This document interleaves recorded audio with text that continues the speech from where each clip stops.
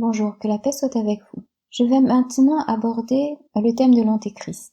Alors certains font une différence entre antéchrist et antichrist, en précisant que l'antéchrist est celui qui vient avant le Christ, mais qui est pour le Christ, et l'antichrist est contre le Christ. Donc je ne fais pas ce genre de différence. Pour moi, l'antéchrist est l'antichrist, parce que c'est un problème de vocabulaire qui ne fait que jeter le trouble dans les esprits. Et le but, c'est justement pour déblayer un petit peu le terrain par rapport à toutes les informations qu'on reçoit. Donc si c'est quelqu'un qui est pour le Christ, ce sera quelqu'un loin de Dieu, donc un Messie. Il peut y avoir plusieurs Messies. Et j'aborderai aussi la thématique du faux Messie, qui est un faux sujet en soi. Alors, pour commencer, je vais revenir sur l'idée bien ancrée qui veut qu'il y ait un antéchrist accompagné d'un faux prophète. Cela vient d'une exégèse qui considère que la première bête serait l'antéchrist et la deuxième, le faux prophète. Or, si vous reprenez l'interprétation que j'ai donnée dans Apocalypse la première bête et Apocalypse la deuxième bête, vous voyez bien que l'antéchrist est une des têtes de la première bête qui tire sa force de Satan. J'imagine que ce sera un cyborg, que ce sera une personne ressuscitée. L'intelligence artificielle est figurée sous la forme de la deuxième bête, et c'est cette deuxième bête qui va animer la première bête, puisque l'antéchrist va absorber quelque part la première bête, et elle va absorber tous les pouvoirs, donc il n'y aura qu'une tête, et il y aura une identification entre l'antéchrist et Satan. La deuxième bête tire sa force de Lucifer, et cette force-là est nécessaire pour animer la première bête. Donc je suppose que l'âme de la première bête sera défectueuse et qu'il faudra la suppléer d'une intelligence artificielle. Alors, Satan et Lucifer, en fait, ce sont deux expressions d'un même être, donc ils sont la même entité, ils forment une bête, mais sous deux aspects différents. Et là, je rejoins finalement le dogme de la foi catholique. Pour illustrer mon propos, je vais vous lire le verset 20 du chapitre 19 de l'Apocalypse de Saint Jean. Mais la bête fut capturée avec le faux prophète, celui qui accomplit au service de la bête des prodiges par lesquels il fourvoyait les gens ayant reçu la marque de la bête et les adorateurs de son image. On les jeta tous deux vivants dans l'étang de feu de soufre embrasé. Donc la bête capturée, c'est en fait Satan et Lucifer, et le faux prophète, c'est l'antichrist. Maintenant que j'ai éclairci ce point, je peux en venir à la description qui en est faite dans les écrits de Maria Valtorta. Celle-ci avait écrit plusieurs volumes sous la dictée de Jésus. Donc c'est un miracle. Je vous mets dans le descriptif le lien vers le site où se trouvent ces écrits, ainsi qu'un lien vers la vidéo qui m'a fait prendre connaissance de ce passage en particulier. Le passage a été rédigé le 20 août 1943.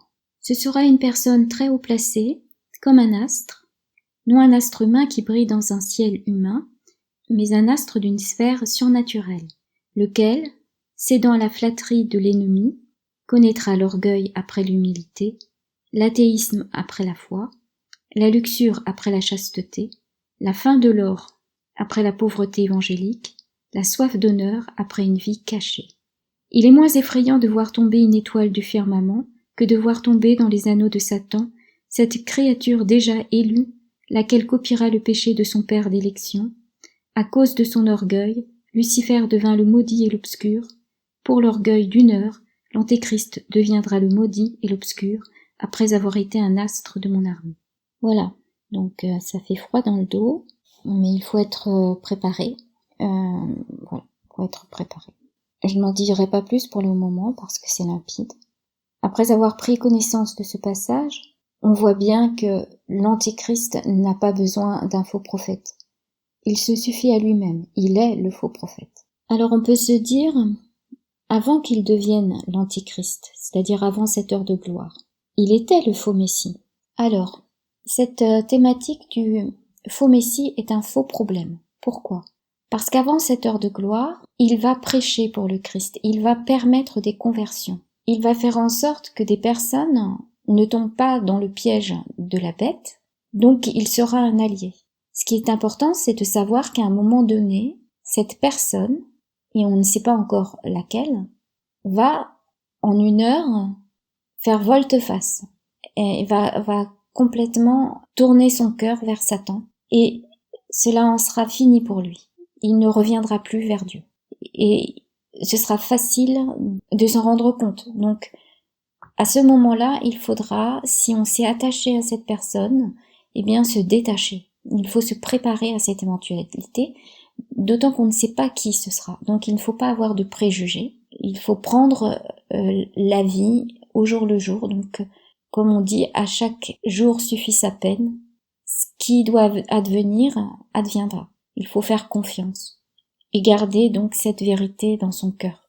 Par rapport à sa venue, on rappelle toujours le passage de la 2e épître aux Thessaloniciens, chapitre 2, verset 3, « Que personne ne vous séduise d'aucune manière, auparavant doit venir l'apostasie et se révéler l'homme impie, l'être perdu, c'est-à-dire que Jésus ne viendra pas avant qu'on voit l'antéchrist, et c'est lui qui le fera disparaître. » Verset 8, « Alors l'impie se révélera, et le Seigneur le fera disparaître par le souffle de sa bouche, l'anéantira par la manifestation de sa venue. » Donc là, ça nous donne une indication de temps.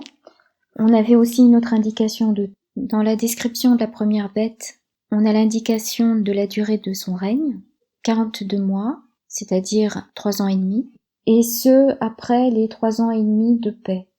On a d'autres indices qui viennent après, toujours dans le chapitre 2, verset 4. L'adversaire, celui qui s'élève au-dessus de tout ce qui porte le nom de Dieu ou reçoit un culte, allant jusqu'à s'asseoir en personne dans le sanctuaire de Dieu, se produisant lui-même comme Dieu. Vous vous rappellerez, n'est-ce pas, que quand j'étais encore près de vous, je vous disais cela. Donc il va s'asseoir dans le sanctuaire de Dieu. Je suppose que le temple de Jérusalem va être reconstruit à la suite de la découverte de l'Arche d'Alliance, qui, d'après la sourate de la caverne, se trouve sous le mur improprement appelé mur des lamentations.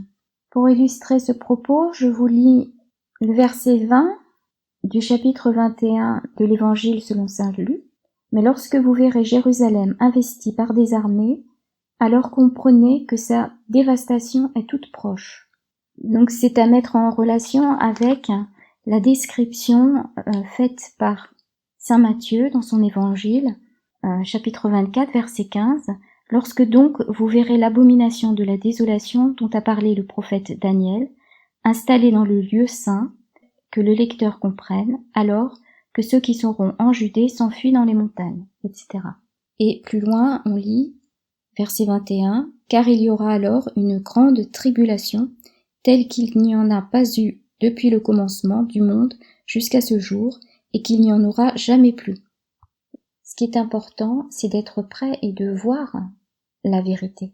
Parce que quand ça arrivera, on risque de ne pas voir qu'il est l'impie. Je vais lire et ça vous paraîtra plus clair. Donc, verset 9 du chapitre 2 de la 2e épître aux Thessaloniciens. « Sa venue à lui, l'impie, aura été marquée par l'influence de Satan, de toute espèce d'œuvre de puissance, de signes et de prodiges mensongers, comme de toutes les tromperies du mal, à l'adresse de ceux qui sont voués à la perdition pour n'avoir pas accueilli l'amour de la vérité qui leur aurait valu d'être sauvés.